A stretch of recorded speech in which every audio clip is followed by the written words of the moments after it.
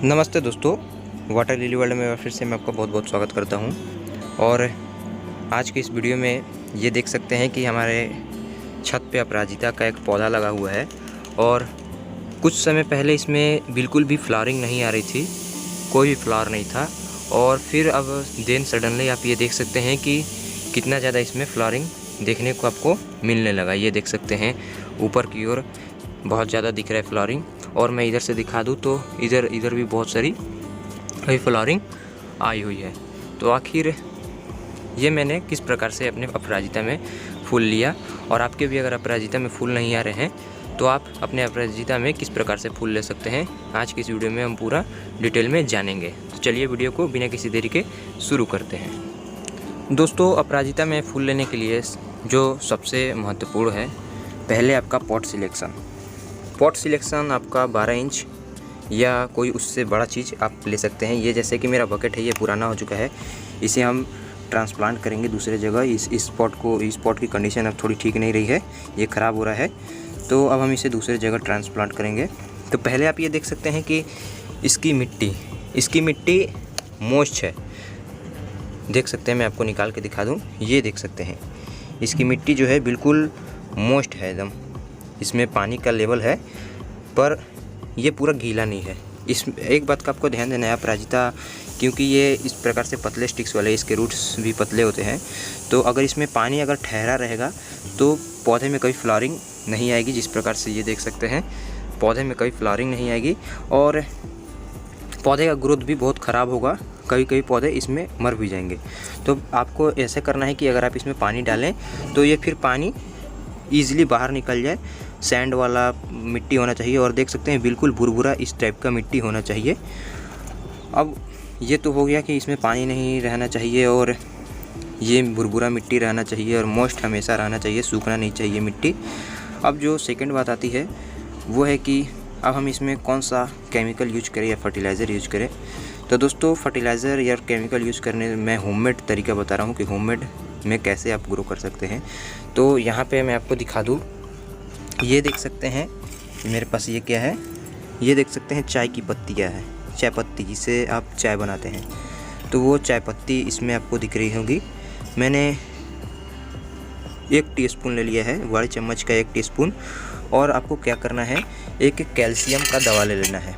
ये देख सकते हैं किसी भी मार्केट में, किसी भी मेडिकल शॉप में आपको इजीली मिल जाएगा। ये कैल्शियम का एक दवा है, वो टूट चुका है, तो इसको आपको ले लेना है। और आपको करना क्या है कि ये दोनों को एक ही में से डाल के, कैल्शियम का ये और इसको इसमें पानी डाल के और कुछ देर आपको छोड़ देना है, जब तक कि इसमें कलर ना आ जाए और कैल्शियम का ये जो दवा है वो पूरा घुल ना जाए। अब इसमें हम पानी डालते हैं, फिर आपको दिखाते हैं।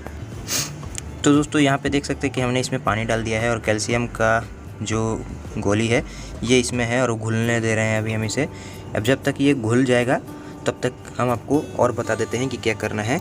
कि आपको एक बात का ध्यान देना है कि आप जब इसमें कैल्शियम डालेंगे तो आपको, और कैल्शियम और ये जो चीज़ मैंने बताया है वो डालेंगे, तो उससे पहले आपको मिट्टी की हल्की सी गुड़ाई कर लेनी है। मिट्टी को हल्का सिर्फ ऊपर का जो लेयर है वो बस आपको किसी भी शार्प चीज़ से या जो आपके पास चीज़ अवेलेबल है उससे आप हल्के इसको गुड़ाई कर ले। और ताकि इसको करने से क्या होता है दोस्तों कि आप अगर इससे ऐसे गुड़ाई कर देते हैं तो ये ऊपर जितने भी मतलब हार्ड लेयर होंगे वो नई हार्ड लेयर जो होंगे सॉफ्ट हो जाएंगे और पूरे ये मिट्टी में फैल जाएगा और मिट्टी में बहुत समय तक इसका प्रभाव बना रहेगा। तो इसीलिए हम कर लेते हैं। और ये देख सकते हैं कि इसके रूट्स कितने पतले हैं, इसीलिए मैं बोलता हूँ कि पानी इसमें कम रहेगा। और ये देख सकते हैं कि पूरा गुड़ाई मैंने कर लिया है। अब इसको वेट करते हैं कि ये कब घुलता है। जब घुल जाएगा ये पूरा अच्छे से इसमें कैल्शियम का दवा, तो फिर हम आपको दिखाएंगे कि आपको क्या करना है।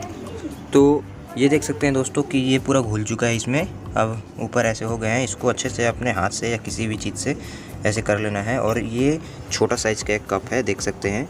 अब आपको सिंपली करना क्या है कि इसको इसमें ऐसे पूरे मिट्टी में थोड़े डाल देने हैं। प्लांट के पास भी डालने हैं, प्लांट से दूर भी, ऐसे जैसे मैं डाल रहा हूँ, और इसको डाल देना है। ये देख सकते हैं कि मैंने पूरा क्लियर ख़त्म कर दिया और इसमें पूरा अच्छे तरीके से डाल दिया।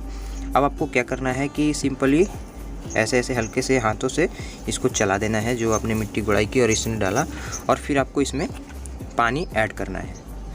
आप इसमें पानी डाल सकते हैं।